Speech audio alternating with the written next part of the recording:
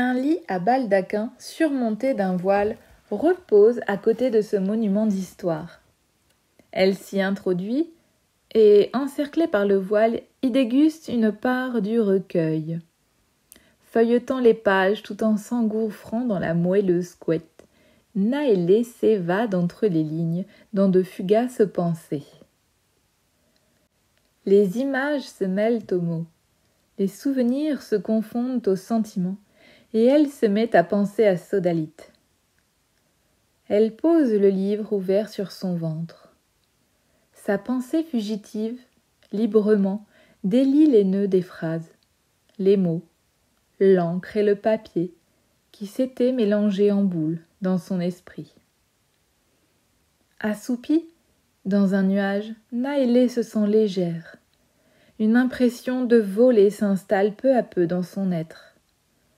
Le voile à baldaquin, reposé à ses côtés, commence à peser sur son corps assoupi, à mesure que ses pensées évoluent et dessinent le visage de Sodalite. Le voile devient de plus en plus lourd sur sa voluptueuse poitrine. Elle inspire et sent doucement les lèvres de son destiné lui caresser les siennes. Le voile à présent s'alourdit de plus en plus, empruntant le poids d'un corps humain qui épouse le galbe de ses hanches. Le vent siffle sur le voile et exalte de sa tendre douceur les songes du désir. À cet instant, Nalassi, à quelque distance de là, se trouve en lisière de la forêt, animée par les récits de Naëlé. Elle se doute que son amie est dans les parages, mais n'ose franchir la limite. Le long de la bordure, elle appelle son amie. Nalassi aperçoit des traînées de lumière juste derrière la première rangée d'arbres. Elle appelle Naëlé à plusieurs reprises. Nalassi commence à sentir la peur et son rythme cardiaque s'élève. Dans ses rêves, Naëlé entend la voix lointaine et inquiète de son amie. Elle décèle l'abri, réalise la situation et franchit sans réfléchir le sentier qui remonte et la ramène à l'orée de la forêt. Les deux petites nymphes que Naëlé voit chaque fois que la porte s'ouvre vers le monde imaginaire l'arrêtent sur place en se mettant dans son passage. « Oups, pardon !» fit l'une d'elles au passage. « Mais, tu vois ce que je vois ? Tu vois qui je vois ?» interroge la seconde.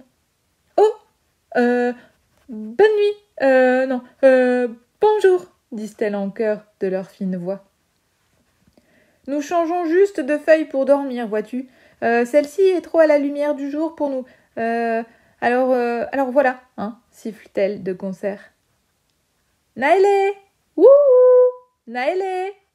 appelle Nalassi en entendant les craquements de brindilles. « Oui, je suis là !»« Excusez-moi, mesdemoiselles, j'ai une amie à vous présenter, si vous le désirez, » dit Naëlé. Alors que les nymphes, soudain pétrifiées, ouvrent de grands yeux à l'approche de l'humain, Nalassi, souriante, prend Naëlé dans les bras, rassurée de ne plus être seule. Naëlé se recule pour lui présenter ses amis et se rend compte qu'elle ne peut les nommer. Nalassi reste interdite. Elle réalise que les deux petites nymphes demeurent là, sans peur, à étudier son entrée dans le monde des invisibles. Ces dernières ont confiance en Naëlé et Ombre. Elles jugent que si elles sont à la vue d'un individu, c'est que ce dernier le mérite.